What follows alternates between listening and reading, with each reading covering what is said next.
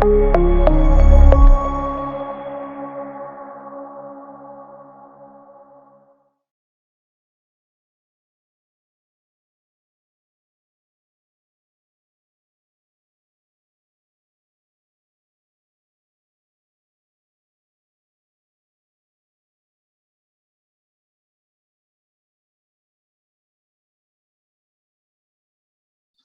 very good evening to all the participants and good afternoon to the theme speakers.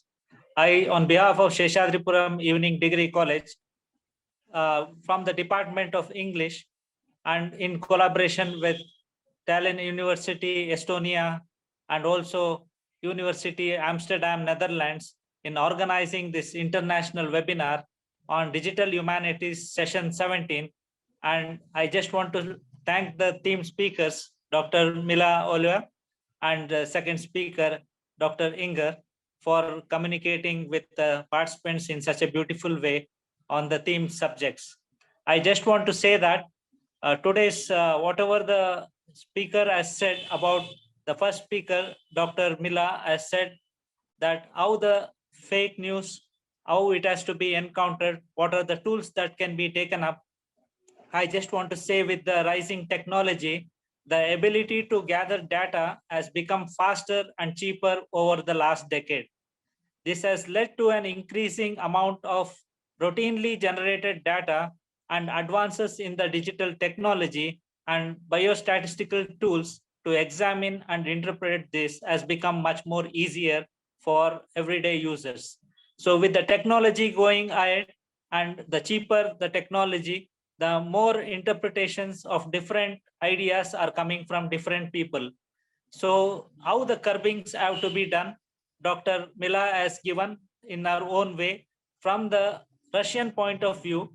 So I just want to correlate some of the things from the Indian point of view, as well as what she has already said. I just want to compare it. Just starting with what Madam was telling, that is the Russian Empire in the historical empire that extended across Eurasia to the North America from 1721. It was the third largest empire in the history, stretching over 3 continents, Europe, Asia, and North America.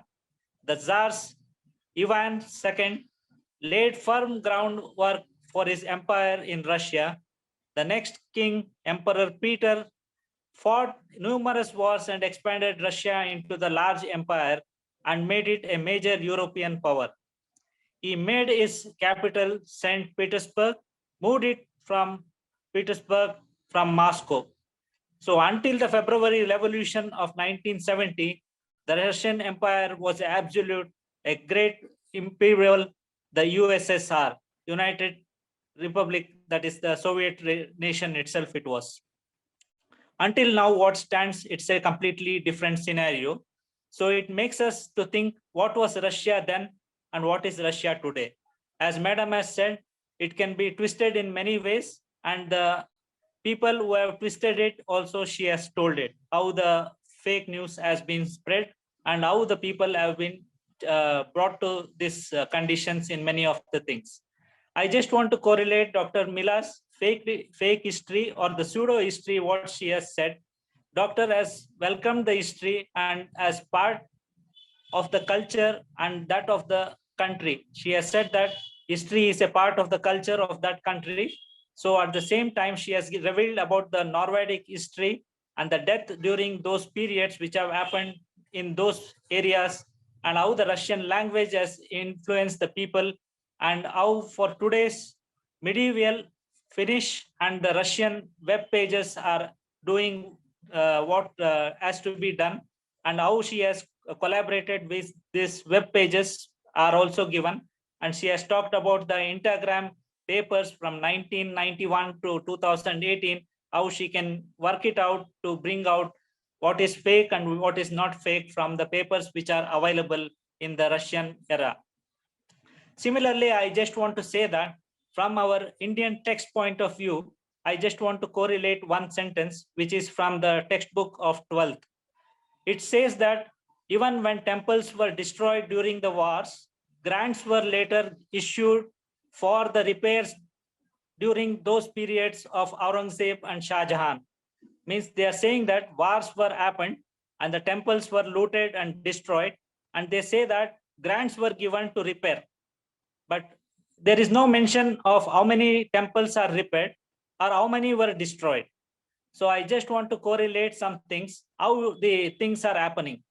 From somebody, once they ask the question from the information, that is Right to Information Act, from the textbook, page number 234, from the 12th class textbook, please provide the number of temples repaired during this period was asked. They don't have the answer to it.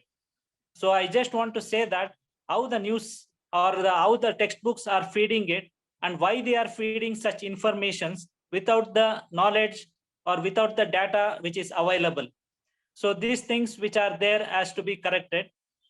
And at the same time, Madam has said how it consists of and how it's being circulated, fake news is being circulated, and our conclusions that nations are unequally treating other nations and how superiority of the West over the other countries are being done in the very past. I just want to correlate some of the things at the same time. And at the same time, I just want to say, Dr. Inger has said the utility of HEM, that is HEEM, our main cast, what she has referred to in her speech, is a very reliable model according to what studies she has confirmed, and is a more precise than the sentiment mining tools, as it is traces more word expressions are can be dealt with. I just want to relate one of the other things from the Indian history so that doctors can go through it, and if they can bring about more light using this subject also, I just want to give them some of the things during the British era, what has happened. The British still hoped that the partition of India could be avoided and were trying to come to an agreement with the Congress and the Muslim League. In a statement on May 16, 1946, a British cabinet mission proposed a plan for the formation of an interim government composed of representatives from the Congress, the League, and other forces. This plan gave the Congress one more seat than the League, that is the Muslim League.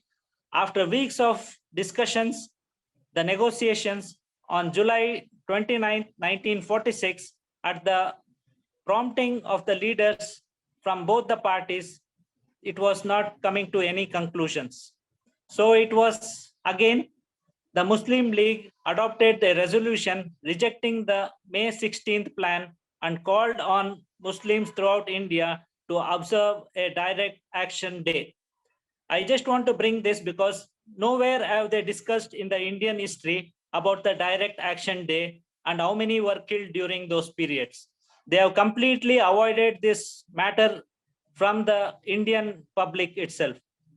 This is also called as the Calcutta riots of 1946, a year before the independence of India. Also known as the Great Calcutta Killing, where within the 4 days of massive fighting, around 5,000 to 7,000 Hindus were killed or 15,000 wounded between August 16th and August 19th of 1946. These riots are probably the most notorious single massacre during the 1946 that year, during which large scale of violence in the parts of Calcutta, today's West Bengal, has been occurred. But this is nowhere coming into the picture in the history. So like this, many fake or which is happening has been also completely closed from the history books, and a different picture is given. So even this, although it received its name very soon after the event, it remains a very controversial episode, and different views from interpretations it is being forwarded from the British point of view or the Indian point of view or from the Pakistan point of view regarding this incidents. While there is a certain degree of consensus on the magnitude of killing, that is, everybody says the killing has happened, but nobody says that why it has happened. So everybody says so many have been killed or so many has been wounded, but nobody comes to the conclusion why it has happened and what is the cause of it. and who has done it also, it's not being coming in any history point of view. So I just want to say how history is being turned and misinterpretations are being given. It happens even in this and other one also similarly, they say as Mopla riots, which has happened, which is nowhere in the text or in any news at all. And people are completely in unaware state. What are the things which have happened earlier in the history? So I just want to say that many things are happening in the history point of view, but it is not enlightened to the public at all.